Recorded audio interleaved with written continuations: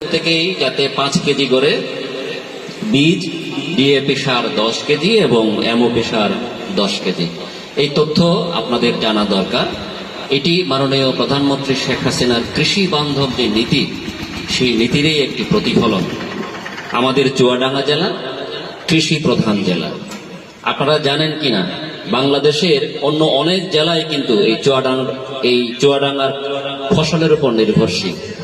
এখানে আপনারা যে ফসল উৎপাদন করেন সেটি পার্শ্ববর্তী এবং দূরবর্তী অনেক জেলাতে এই ফসল সেখানে খাবার হিসেবে আমরা সরবরাহ করে থাকি। যে ধান উৎপন্ন হয় এবং যে ভুট্টা উৎপন্ন হয়, ভুট্টাই কি আমরা উৎপাদনে প্রথম, তাই না? সারা বাংলাদেশে চুয়াডাঙ্গা ভুট্টা উৎপাদনে একেবারে শীর্ষস্থানীয় পর্যায়ে রয়েছে।